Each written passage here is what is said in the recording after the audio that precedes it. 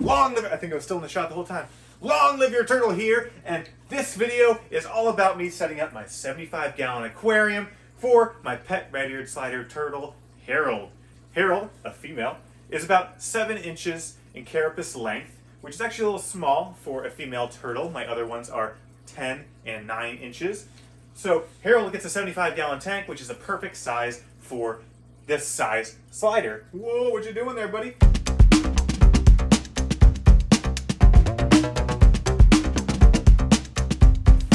Alright, so if you watched my channel before, I've gone over how to set up tanks like this in excruciating detail in the past. So in this video, I'm going to try to keep it brief, which is a huge challenge for me, but we can do this, okay? But really, I want to hit the basics in this video, because a lot of people glance over really simple things to make turtle keeping a lot easier, but can get scared away when you give huge explanations for why you're doing something. So I'm already talking too much. Let's start with the most important things that need to go into a turtle tank. And number 1 is you need a tank that holds water. Number 2, you need a stand to put your tank on. Number 3, you need something that mimics the sun, and we'll get to why that's important in a bit. And that sun needs to go somewhere useful, and that's in a basking area. So you need a basking area like we see here. And then of course, down underneath, we have our filtration and some wires and a timer and whatnot. Those are really the most important things that need to go into your turtle tank. So again, tank, stand, basking area, basking lamp, and filters. Those are absolute necessities.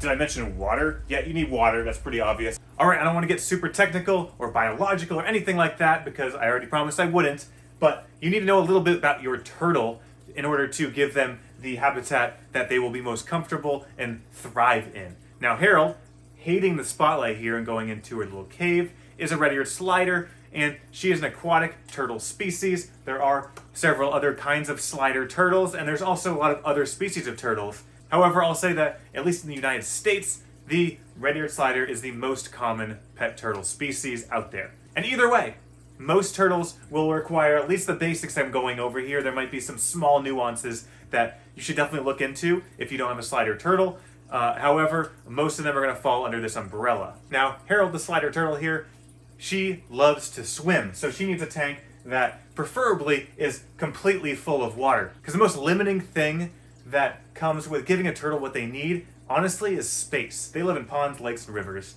And what we have to deal with here is a tank. And a 75-gallon tank, that's a big tank for a lot of people, but you need to get comfortable with this size tank because this is downright, it's going to be the minimum size that you need for a full-grown slider turtle and most other turtle species that you're going to be getting. And with that, there's this rule of thumb, which is 1 inch of carapace length on your turtle shell for every 10 gallons of water. Now Harold here is 7 inches, which is a small female slider, by the way. That's more of a male size. So this 75-gallon tank is the minimum size for her, because that 10 gallons times 7 inches of carapace length is 70 gallons. This is a 75-gallon. And with that rule, which is obviously a little arbitrary because it basically just kind of defines an amount of water that could fit within that a turtle could turn around in and live in. It's not just like a little 10-gallon box. However, with that rule, you really need to also optimize your turtle's living tank. You can't just say, oh, I got a 75-gallon tank, but I filled it halfway. So now it's like 50, 40 gallons. That's no longer applying the rule correctly, in my opinion. And it's also unfortunate because you have a huge tank that's taking a lot of space, and you probably paid a lot of money for it. Why wouldn't you want your turtle to get the most out of this big tank that you invested a lot in? So the requirement right here, so this is an Aqueon 75-gallon tank. I filled it all the way to the top, just like it's any fish aquarium.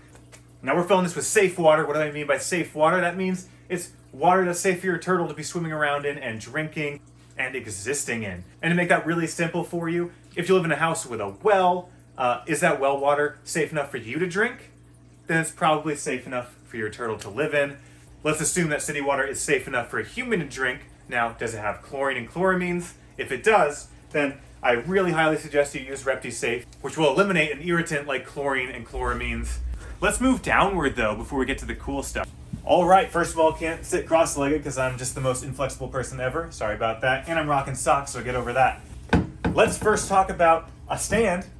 You of course want your tank to be sitting on top of something so you can more easily enjoy it. And you can siphon water out of a tank a lot more easily if it's elevated off the ground. Otherwise you need some sort of pump to get the water out. Really obvious tip here, make sure your turtle tank can hold the weight of a fish tank. Easiest way to do that is buy a stand that's built for your fish tank. I got this one on Craigslist and painted it. It was actually built for this aquarium, but they didn't sell this solid wood one anymore, and I really wanted this. And they're also really expensive if you buy them separately from the tank. So this was a great deal. So check out your local listings if you want to get something a little cheaper. Maybe it's something that's no longer sold. Because now they do a lot of particle board stuff, which isn't the greatest because it's simply not as strong and gets destroyed by water. So I don't love where the industry's going there, but it's cheaper for everyone. So let's open up and see what's under the hood here.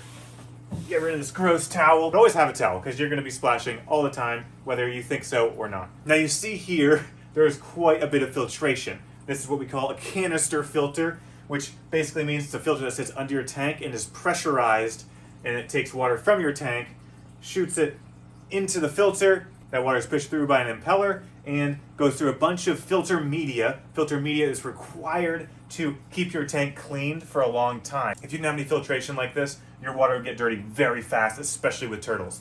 I go over filters in different videos, so I'm not going to get in detail here, but just make sure you have adequate mechanical filtration and lots of biological filtration, and you will be doing wonders for your own time when it comes to cleaning out turtle tanks to make sure that water is healthy, like we were talking about before. Now we got two powerhouse filters here that I 100% suggest you get for your turtle tank if you don't want to be cleaning it that much. I clean these filters like once a month, maybe once every other month, because I have so much filtration it takes a long time for the media inside of it to finally get too gunky to clean well and as it's designed. So over here we have a Sun 704B. This is a large canister filter, and it's a budget canister filter. It's actually a generic brand. It goes under some other names. This is a fantastic budget canister filter because it holds a ton of media and it pumps a lot of water through all that media from your tank. And I have a review for this filter if you want to check it out. And what I mean by budget filter is around $100 for a large filter like this. Now over here, this is the true king of filters, and you've probably seen it before on the shelves. It's ridiculously expensive at around $350. If you play your coupons right at PetSmart, you can get it for around $150 to $200. So watch my video on the review of this bad boy to see what you can do if you really like this filter. But this thing pumps almost 1,000 gallons per hour, has lots of space for filter media, and is very efficiently built to use that filter media optimally. Really suggest this filter. I would say this is like a premium, and this is your budget. As you can see, I have these in bins, which is basically to protect the stand and the floor from water drips from the filters that inevitably happen, no matter if it's the premium one, the flue valve over here, or the budget one, because sometimes you just don't seal it correctly, and since it's pressurized, it just squeezes a little bit of water out, or you might have just forgotten to do something that makes it leak. And this is a good way to catch it a couple inches before it really starts damaging and flooding things. So you should be able to notice this before anything really bad happens if it's a slow leak. Other than that, I use a stand to hide a lot of wires, and that's really pretty much it. If you want to store your food down here, that's fine. All right, back to the tank here. Now, really important thing that goes into a tank is deciding what kind of substrate you're going to use. The substrate is what you put on the bottom of the tank. And right now we have sand. Sand is super natural, always looks good in a turtle tank, a fish tank, whatever type of tank. And you really can't go wrong with sand. It gets clogged in some types of filters, but these canister filters actually handle it really well, even the budget one. So I will always suggest sand over any other substrate that you can think of, just because it looks so great. And you know who else thinks it's great? Harold here. She loves to sift around in it and adventure in it, and it gives a little enrichment for your turtle, because otherwise you could do a bare bottom, which is just glass, and that's really easy to clean, minus seeing giant poops once in a while, which I really don't think looks great. It just blends in with the sand. Otherwise you could do tile, which I have another video on in my 125 gallon tank, which I think looks really good, but again, your turtle can't really play around on a tile. Do not put aquarium pebbles in with your turtle. Aquarium pebbles can be eaten and they can get impacted inside your turtle. Sand is too small, it passes through your turtle. If you want to do something like a pebble, get larger river stones that are, I would say, 2 times as big as your turtle's head to be safe, and you can spread those across your tank, no problem. The only negative side of stones is they make a scary noise when they get pushed around by your turtle because you hear rocks hitting your glass. Second, they are kind of heavy, so your turtle doesn't move around quite as much, and gunk can get stuck in the big crevasses that are created in a pile of river stones. Sure, in a fish tank you could have gas buildup in sand, but that's not going to happen in a turtle tank because they are so active in here that they move everything around for you and you don't have to worry about that. Otherwise, in a turtle tank, it's really great to actually just be super simple. As you can see here, I only have 4 decorations. I have this fake little log here, this fake little plant here, another fake little plant in the back, and then this arching bark type log that my turtle can actually fit underneath. She loves to hide in there, which is cool, and the fish like to go in and out of the log. And like I said, keep it simple because your turtle is large and they don't want a bunch of giant things in your tank, making it really hard for them to move around and potentially get stuck. You don't want that. You want to keep it nice and open for them to swim around, just like it would be a pond or a river or a lake. But I think it's important to give them something in their tank that they can, get enriched by just being curious about what's around the corner of this little log here, that plant. And speaking of plants, I'm not ashamed to say they are totally fake. And they're also specifically chosen to be strong. And why is that? Because turtles will destroy things in your tank. And scritch scratch, back to talking about decorations. Don't get anything fragile because they will either knock it over and break it, or chew it to pieces and break it. So avoid any ornaments for your tank that might have any of those attributes. Here I have plants that are very secured to their base, and I actually glued a little bit of them on that base part just so they wouldn't be easy to rip up. And the one in the back is a very strong plant as well. You don't want to get those plants with the little leaves that you can just pick off really easily. I've tried live plants with my turtles, and I've seen other people try live plants with their turtles. Literally never seen success. If you have success, congrats, please tell me how you do it. But even my more docile turtles will still go for any plant they see, especially a real one.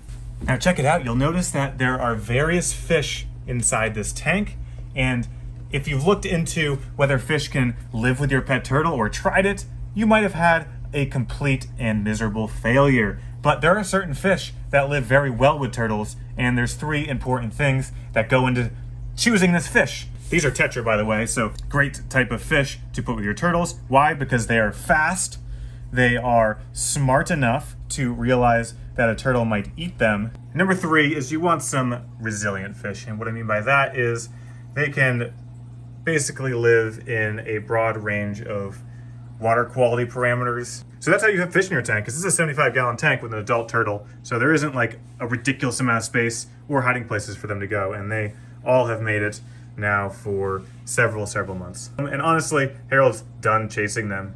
She used to be quite a predator trying to get them and would actually run out of breath, and now she's just fine. So, and one of the tenets of keeping a turtle is having an adequate basking area. What's up, Harold? Now this basking area, I call the Turtle Basker 3000. I sold for a little bit. Basically what it does is it's a ramp where your turtle can leave the water and bask in this dry area underneath this basking lamp. And you can do this in all sorts of different ways. I actually have a couple videos on my channel if you're interested on some DIY methods, some really cheap methods like just using some plastic egg crate or even just some pieces of wood and glue. I try to keep it minimal tools just so like pretty much anyone can make these. But what I stress is you make one that sits on top of your tank.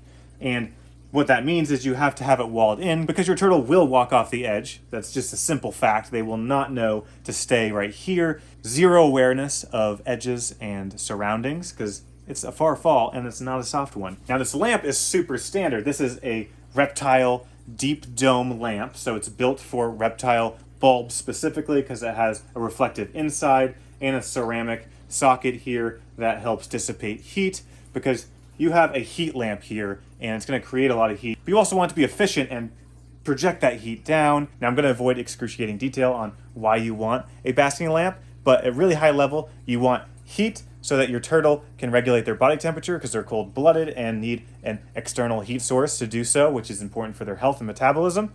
Required, in fact. UVB is absolutely required for your turtle. No ifs, ands, or buts. It's required for your turtle to synthesize vitamin D, which is essential for your turtle's health. If your turtle's not getting enough of it, they will get a soft shell. But if they have a soft shell, you might be out of luck here, and I'm sorry, but please take it to the vet to see what they can do.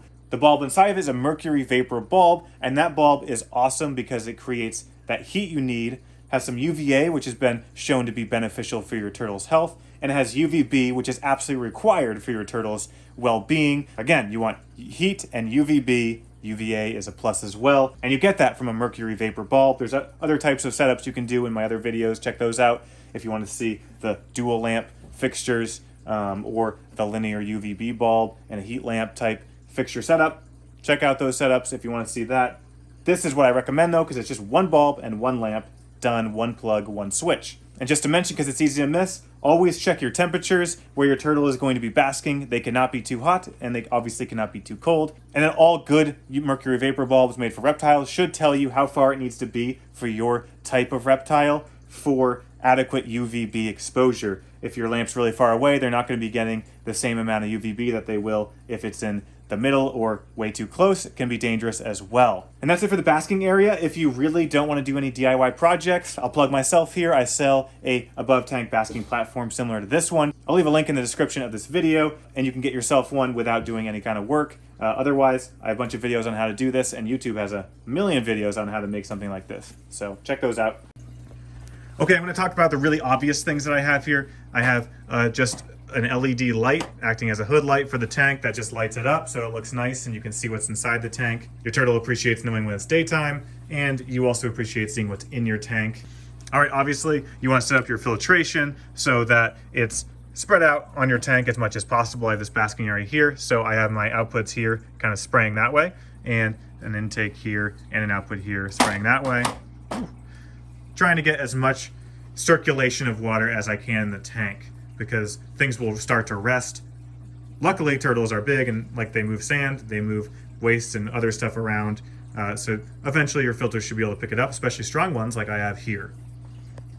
And then you'll see in the back next to that intake, that is a heater. And I would say that's absolutely required no matter where you live, just to make sure that your tank is always the right temperature. I live in the basement and I live in New England, so I absolutely need a heater to keep the water at an adequate temperature for my turtle. And that's a 300 watt heater to make sure I can do that, and basically size your heater on the size tank and the amount of temperature that you're trying to sustain off the normal temperature of the room. We're almost there, very last thing, and super unimportant, but looks cool. Tanks like this, they could use a nice background, you know? Sometimes you can get those roll ones that have different types of environments. You can get these custom ones now. They're a pretty penny, but they can look pretty cool. You can just put your turtle in space. I have this wall here that is cement, and I wanted to cover that ugly cement and put this awesome tapestry here. And that acts as a great background for my tank. Just looks like a continuation of nature into the wall here. Sometimes I just walk into it. And that's a 75-gallon tank for you. Try to keep it simple, try to keep it brief. But if I wasn't, I hope you listened to this on 2x speed, just so you got all the information you needed.